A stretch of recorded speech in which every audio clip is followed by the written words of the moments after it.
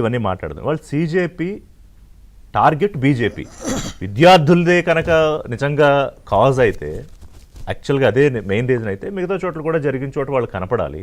కానీ వాళ్ళ ఢిల్లీ కేంద్రంగా చేసుకుని కేంద్ర ప్రభుత్వాన్ని, ప్రధానమంత్రిని టార్గెట్గా చేసుకోవడం వల్ల ఈ రకమైన చర్యలు, ఈ రకమైన మాటలు వస్తున్నాయి అనేది విషయాలు. ముందుగా మీకు ప్యానెల్ ఉన్న పెద్దలకి అండ్ ఏబిఎన్ ప్రేక్షకులందరూ కూడా గుడ్ ఈవినింగ్. సార్, ఎవరు ఎంత మాట్లాడినా ఏం చేసినా వైలెన్స్ ఇన్ఎవిటబుల్లీ బ్రీడ్స్ మోర్ వైలెన్స్ అని అంటారు. సో హింస అనేటటువంటిది ఇంకా హింసనే ప్రేరేపిస్తుంది తప్ప వేరేదేం కాదు. అయితే ఇక్కడ ఎవరు మొదలుపెట్టరు హింస అనేటటువంటిది కావాలి. పిల్లల సావుతోటి మొదలైంది. పిల్లల సావు కారణమైంది ఎవరు? ఆ యొక్క లోతుపాట్లని కనీసం కప్పిపుచ్చుకునేటటువంటి ప్రయత్నం చేసినటువంటిది ఎవరు? ఆ జరిగినటువంటి కరెక్షన్ చేసుకోకుండా తిరిగి తప్పులు చేసినటువంటి వాళ్ళు ఎవరు? అసలు ఈ యొక్క ప్రాబ్లంకి సోర్స్ పాయింట్ ఏంటిది? దాన్ని ఎందుకు మాట్లాడతలేం మనం? విద్యార్థులు వచ్చిరు, జంతర్ మంతర్ కాడ వచ్చిరు, యాంటీ సోషల్ ఎలిమెంట్స్ వచ్చిరు, ఇంకోటి ఏదో వచ్చిరు. వాళ్ళు వెళ్ళిపోయిన దాకానేమో మీడియా ముందుకు వచ్చేసి ఎట్లా అంటే యాంటీ సోషల్ ఎలిమెంట్స్ లేరు, ఇంకోరు లేరు, అందరూ వెళ్ళిపోరని చెప్పిండ్రు. బాగానే ఉంది, కేసులు మొత్తం విత్డ్రా చేసుకుంటున్నాం, దీంట్లో యాంటీ సోషల్ ఎలిమెంట్స్ కానీ లేకపోతే ఇతరత్ర ఎక్స్టర్నల్ ఫోర్స్ కానీ లేవని చెప్పారు. ఎక్కడోళ్ళు అక్కడ వెళ్ళిపోయారు. నిజంగానే యాంటీ సోషల్ ఎలిమెంట్స్ ఉంటే అట్లా పోలీసు వాళ్ళు చెప్పి వినాల్సినటువంటి అవసరం ఏం లేదే. ఇంకా పెంచుకుంటూ పోయేటటువంటి అవకాశం, ఆస్కారం ఉంటుంది కదా. అఖిలేష్ యాదవ్ గారు ఒక వీడియోని చూపించారు, అది which went very viral. BJP నేత అడిగి పోయి ఏ మతం రానిది అని చెప్పి మరి ఒక స్టూడెంట్ని పట్టుకొని, నీట్ స్టూడెంట్ని పట్టుకొని కొట్టుతున్నటువంటివి. అట్లాంటి క్రిమినల్స్ మొత్తం అక్కడికి ఎట్లా చేరుకున్నారు అంటే బీజేపీ కండువాలను తీసేసి పోలీస్ డ్రెస్సులు వేసుకొని, హెల్మెట్లు పెట్టుకొని, లాఠీలు తీసుకొని స్టూడెంట్స్ మీద దండ ఎట్లా చేసిండ్రు?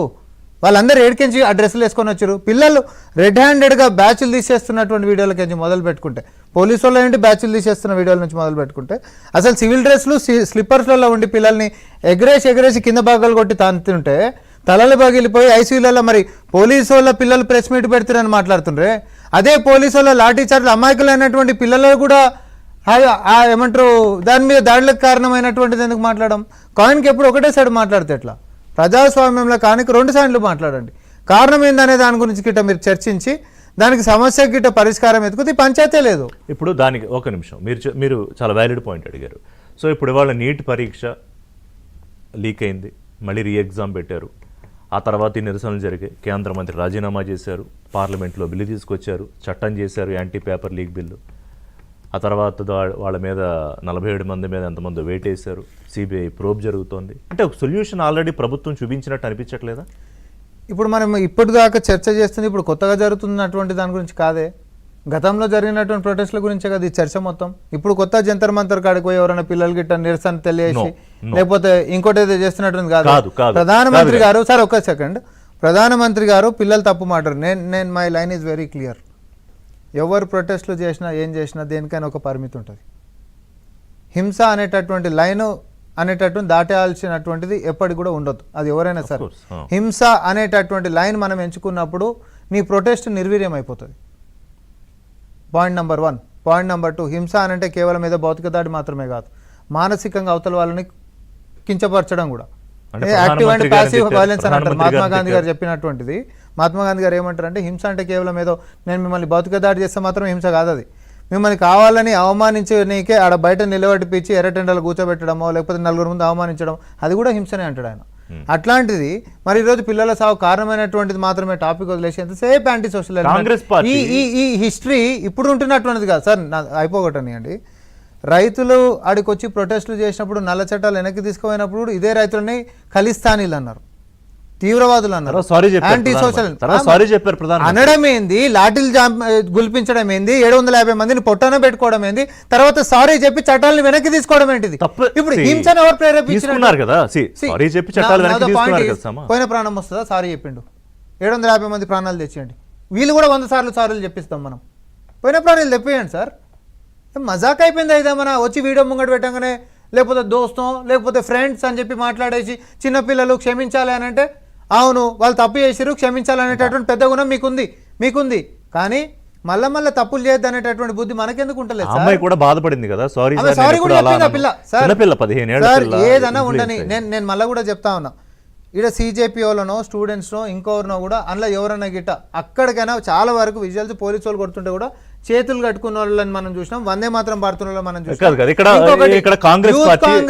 యూత్ కాంగ్రెస్ హెడ్ ఆఫీస్ దగ్గర మేము ఈ రోజు డిమాండ్ చేస్తున్నాం. మా యూత్ కాంగ్రెస్ వాళ్ళ పెద్ద ట్రక్కు తోటి ఆడ రాళ్ళ యొక్కటి హై సెక్యూరిటీ రోడ్ల పెద్ద ట్రక్కు తోటి రాళ్ళ వ్యాన్ తీసుకొని వచ్చేసి అక్కడ నిలబెట్టించారు. పోలీసు వాళ్ళని సీసీటీవీ ఫుటేజ్ తీసి అది ఎవరు తెచ్చిందో చూపెట్టండి అంటే ఎవరు మాట్లాడతలేడు.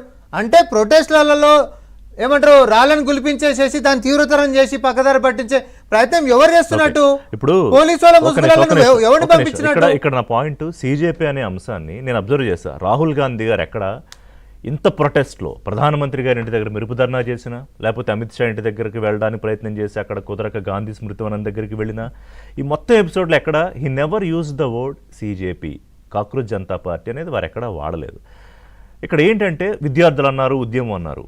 ఇవాళ నేను స్ట్రైట్గా అడుగుతున్నాను మిమ్మల్ని, సిజేపీ రేపు ఒకవేళ పొలిటికల్ పార్టీగా మారితే మీ ఏ పొలిటికల్ పార్టీ సాధించలేని ఒక విషయాన్ని సిజేపీ సాధించగలిగింది కాబట్టి, అంటే ఒక మంత్రితో రాజీనామా చేయించగలిగింది కాబట్టి, అది మీ పొలిటికల్ అస్తిత్వానికి ఇబ్బంది కలుగుతుందని కాంగ్రెస్ భావిస్తుందా? ఇవాళ సిజేపీ వర్సెస్ బీజేపీ అని పోరెడ్డి కిషోర్ రెడ్డి గారు అన్న విషయం మీద మీ కామెంట్ చెప్పండి. సరే, ఇప్పుడు రాహుల్ గాంధీ గారు ఆ యొక్క నాట్ సిజేపీ వర్సెస్ బీజేపీ, బీజేపీని సిజేపీ టార్గెట్ చేశారు. రాహుల్ గాంధీ గారు ఆ పదం అని లేదా అనేటటువంటిదే కాదు, నేను కూడా వాడతలేను. అదే ఐ అబ్జర్వ్, అది ఎందుకని నేను కూడా వాడతాను. మేము ఒకటేమంటామంటే ఈ దేశంలో ఉంటున్నటువంటి ఒక అసమ్మతి, ఈ ప్రభుత్వం యొక్క వైఫల్యాల పట్ల ప్రజలకి అదేవిధంగా యువతకు ఉంటున్నటువంటి అసమ్మతి ఒక క్లియర్ రిఫ్లెక్షన్ ఈరోజు మనకు కనిపించింది. అదొక పొలిటికల్ ఎంటిటీ అనో లేకపోతే ఒక వ్యక్తి గ్రాండ్ చరిత్ర ఉంది కాబట్టి ఆ వ్యక్తి వచ్చి చెప్పినందుకే ఆయన వెనకాల ర్యాలీ అయిపోతుంది అనేటటువంటి అంశం కాదు. అదే మీకు సోనం వాంగ్చుక్ గారి యొక్క హిస్టరీ అనేటటువంటి అమోఘమైనటువంటిది, ఆయన తీసుకున్నటువంటి అవార్డ్స్ కానీ, దేశానికి చేసినటువంటి సేవ కానీ, లేకపోతే సైన్యానికి ఇచ్చినటువంటి సర్వీసెస్ కానీ, ఇవన్నిటిని కూడా 100% నేషన్ వెల్కమ్డ్ ఇట్. ఆయన అక్కడ దీక్ష కూర్చున్నప్పుడు కూడా ఆయన ప్రాణం కూడా బాగుండాలి అనేటటువంటి అంశంతో హాస్పిటల్కి షిఫ్ట్ చేసినప్పటికైనా, లేకపోతే వాళ్ళ వైఫ్ వచ్చి కోట్ల కొట్లాడేటటువంటి అంశాలైనా మేము మా కాంగ్రెస్ పార్టీ నుంచి ఒకటే మాట ఏమన్నామంటే, శాంతియుతంగా నిరసనలు ఎప్పుడైనా కూడా ఒక సమస్యకు పరిష్కారం రావాలనే తప్ప అశాంతిని రగిల్చేటటువంటిదో లేకపోతే హింసకు ప్రేరేపించేటటువంటిదో ఇది మా యొక్క విధానం కాదు. సో సిజేపీని మీరు సీరియస్గా తీసుకోవట్లేదు అట్లా అనుకోవచ్చా? కాక్రోచ్ జనతా పార్టీని కాంగ్రెస్ పార్టీ సీరియస్గా కన్సిడర్ చేయట్లేదు. యువత యొక్క అంశాలని, యువత యొక్క అసమ్మతిని కాంగ్రెస్ పార్టీ చాలా సీరియస్గా తీసుకుంటుంది.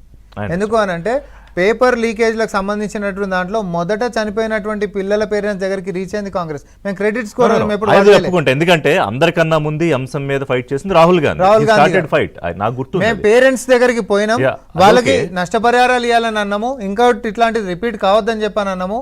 అంతేగా సార్, స్టూడెంట్స్ కానీ మీరు ఊహించినది ప్రభుత్వం ఊహించింది ఏంటంటే ఒక సోషల్ మీడియా మేము ఒక ఉద్యమంగా మారి ఈ స్థాయికి వస్తుందని. బహుశా ఒక బ్రేక్ తీసుకుంటా, బ్రేక్ తర్వాత పుల్లారావు గారితో మాట్లాడతా. అంటే పుల్లారావు గారు, బ్రేక్ తర్వాత మాట్లాడదాం. ఈ